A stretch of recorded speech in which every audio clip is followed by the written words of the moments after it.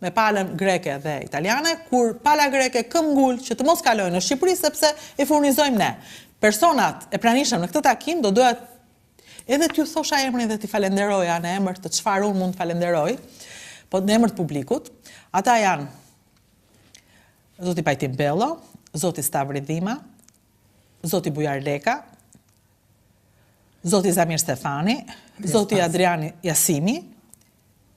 Këta janë të gjithë palës shqiptare. Këta janë zotërinë që kishe edhe disa drejtorë institute që ne i kishim mendet të naftës, të gjithë palët e tjera në homologët e Greqisë dhe Italisë. Po kjo është një prej takime më të rëndësishme të realizuar në 16 qershor të 2005-s kur vendoset që Tapi të kaloj këtu.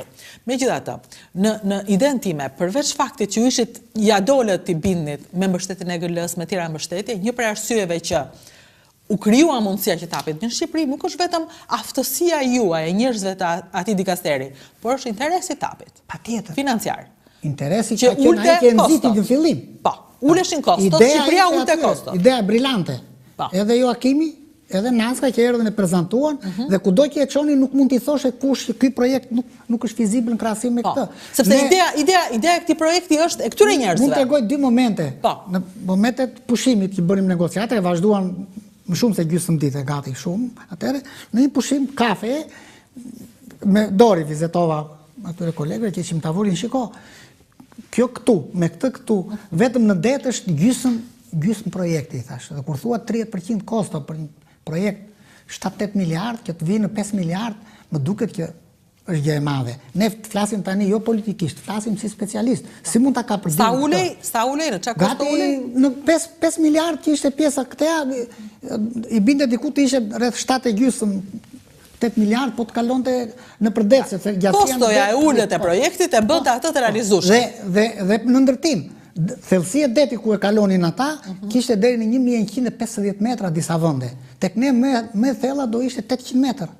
Pra, kishe shumë përparësi që i pranoi Brukseli, i pranoi pala italiane, u detyrua dhe pala greke, sepse financime dhe ky projekt i këtej që i bëjes edhe ai i pari, që u anullua dhe bëja, s'mund të thotë që hajta bëjmë këtë. Sepse tu anullua një projekt atëherë për të bërë Tapi, projekt më i kushtueshëm. Po të lexosh arsyeja kryesore që pala greke dhe edhe pala italiane në fillim thoshin që ne nuk mund të futemi në një ndryshim projekti, ishte se do humbasim kohën që kemi fituar deri tani. Po, me prekën. Dhe Shqipëria nuk është e sigurt. Atëherë ishte bërë si, le të thomi, një parull kjo që e thoshte kushdo që s'donte të bënte një gjë në Shqipëri.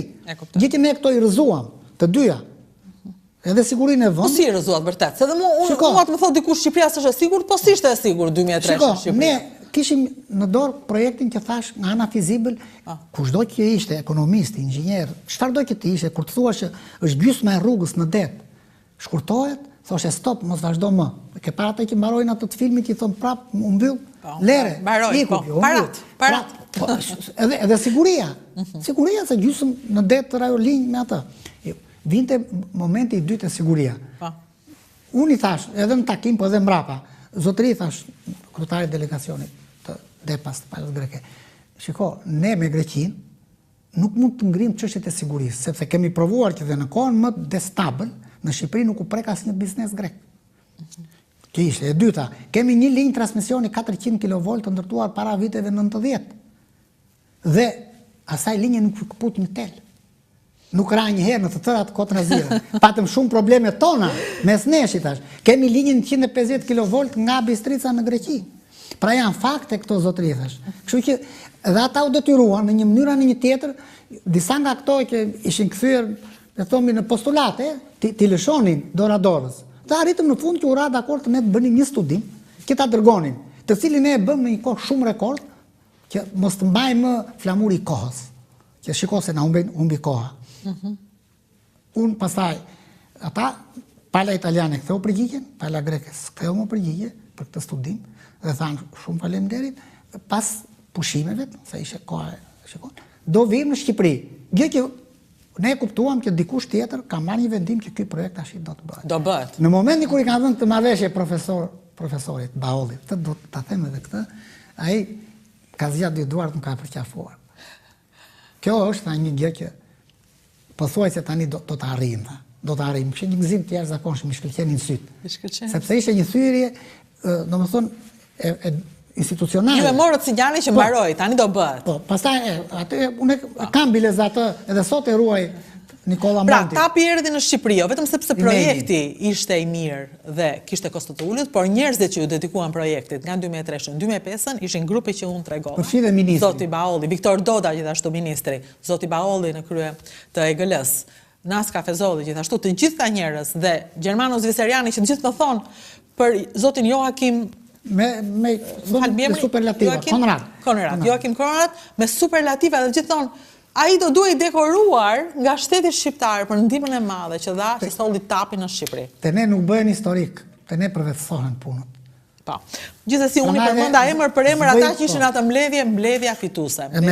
Kjo mund quhet minutat e lavdishme të sjelljes së tapit në Shqipëri dhe të thyerjes së mbas prezantimit palës greke që nuk donte, po thoshte i furnizojmë ne. Tani, unë e di që ju doni të rini gjatë. Ta shikoni dhe hartën se si e kishin bërë ata për të na furnizuar. Ua kam dhënë. E ma keni dhëmë, po unë do t'a fusë. Me një brendsh në fundi, tak, nga ai projekt futin një atje. Tani, edhe një gjë. Po mbyll kjo pjesë. Jo, unë dua ta mbyll këtë pjesë për një arsye dhe e di që ju këtu jeni në pjesën tuaj dhe mund të flisni gjatë. Po unë kam shumë interes të di atë pjesën time për cilën kam ardhur deri në këtë pikë, në pyetje dhe dua përgjigje. Përpara se të shkoj aty. Ju bëhet zgjedhjet në Shqipëri, fiton Berisha. Dorëzohet kabineti, vjen Gëncruli në atë kohë në krye të ministrisë. Ju jeni homolog me Gjergj Bojaxhiun tashmë. Është Gjergj Bojaxhiu që merr pozicionin. I kam dorëzuar dosje Gjergjit. Këtë dua të di. Çfarë bëti ju me dosjen? Falenderoj dhe sot, sepse kemi bërë një bisedë shumë konstruktive, si dy shqiptarë o dy politikanë fare, dhe midis projekteve që ne zhvillonim bënim, mi kam thënë, Gjergj, këtu qëndroni, sepse kjo do të bëhet. Ka dhe projekte të tjera që mund të mos bëhen dhe me qashon nuk do të bëhen, që e Burgas i naftës, atërë Burgas Vlore të tjera, por këtu, sepse kemi ardhur deri këtu, dhe kjo do të bëhet, i thash. Dhe unë Gjerasit të falenderoj,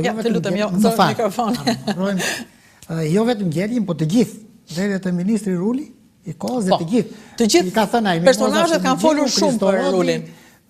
Manastirliu, Fatosi, Kishet dhe të gjithë ata, e kanë ndjekur me përkushtim, derisa çuan në vendimarrjet që dollën vendimet e Këshillit të Ministrave në radhë njëri pas tjetrit.